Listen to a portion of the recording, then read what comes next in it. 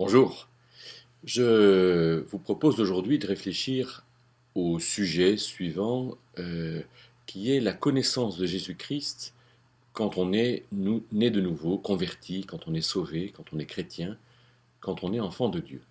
Être sauvé, c'est pouvoir connaître Dieu, connaître Jésus-Christ. Alors le texte que nous pouvons écouter, examiner avec soin, c'est le début de la deuxième lettre de Pierre, dans lequel je vais prendre quelques extraits. Au chapitre 1er et au verset 2, nous commençons par lire que Pierre dit « Grâce et paix vous soient multipliées dans la connaissance de Jésus-Christ ». Alors, être sauvé, c'est être en relation avec Dieu, ce n'est pas accomplir une religion, accomplir des rites, entrer en religion, être contraint de faire quelque chose ou de ne pas faire quelque chose.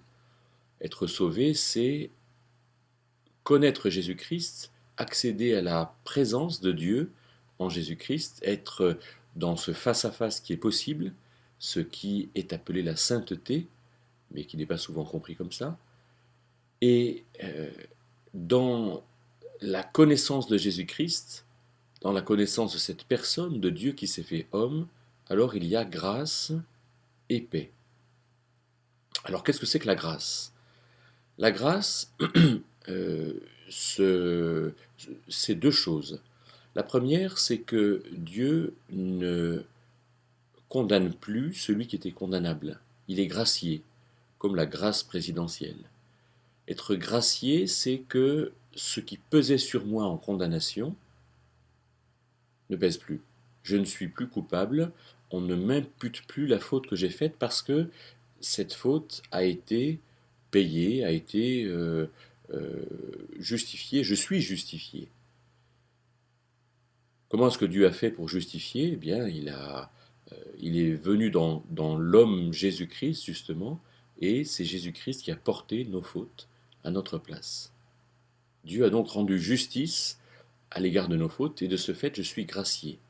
Et donc, c'est dans la relation à Jésus-Christ que je comprendrai la grâce. C'est en regardant à lui, en étant regardé par lui, en regardant à ce qu'il a fait, en regardant à ce qu'il a souffert, en regardant aux blessures qui demeurent dans ses mains, dans ses pieds, dans son côté, que je comprendrai que j'ai été gracié. Le deuxième sens du mot grâce, c'est gratuit. Dieu me donne journellement, il me renouvelle toutes ses faveurs, des choses qui sont gratuites. Alors, si je, j'ai peur de manquer aujourd'hui, c'est que je ne vis pas sous la grâce. C'est que je n'ai pas confiance dans le Dieu qui me donne régulièrement des choses. Mais d'un autre côté, si je passe mon temps à culpabiliser sur ma vie passée, ma vie est un échec, je n'y arrive jamais, les autres font mieux que moi, alors je ne vis pas non plus sous la grâce. Voilà une première chose que le salut et que la connaissance de Jésus-Christ me donnent.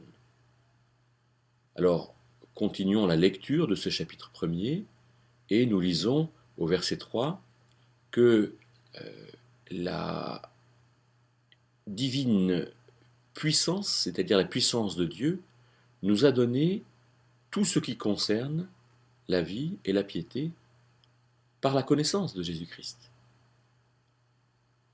Alors je répète, la puissance de Dieu nous a donné tout ce qui regarde ou concerne la vie et la piété. Donc j'ai tout ce qu'il faut moi pour vivre, pour me lever le matin, pour me coucher le soir, pour manger, pour travailler, pour rencontrer les amis, pour faire des choses satisfaisantes. J'ai tout ce qu'il faut parce que la divine puissance, la puissance de Dieu m'a donné tout ce dont j'ai besoin. Mais elle me l'a donné par la connaissance de Jésus-Christ.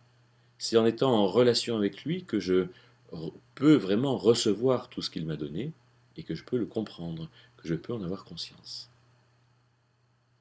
Et alors, il est dit au verset 5, « C'est pourquoi avec tout empressement, joignez à votre foi un ensemble de choses qui sont la vertu, La connaissance, la patience, la tempérance, la douceur, l'affection fraternelle, l'amour, c'est-à-dire un ensemble de choses que j'ai, moi, à faire dans mon comportement.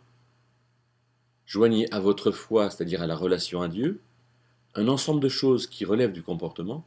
Et il est dit, si ces choses sont en vous, ça va bien, et même l'entrée dans le royaume éternel de notre Dieu vous sera richement donnée. Mais si ces choses ne se trouvent pas en vous, alors elles feront que vous serez oisifs, c'est-à-dire paresseux, ou stériles, pour ce qui regarde ou concerne la connaissance de notre Seigneur Jésus-Christ. C'est-à-dire que pour connaître notre Seigneur Jésus-Christ, il faut faire, il faut agir, il faut entrer dans l'ensemble des choses que la Bible nous appelle à connaître, hein, l'amour, le pardon, la patience, etc. Et plus je le ferai, et plus je me tiendrai près de Jésus-Christ avec tous les privilèges, tous les bénéfices qui en résultent.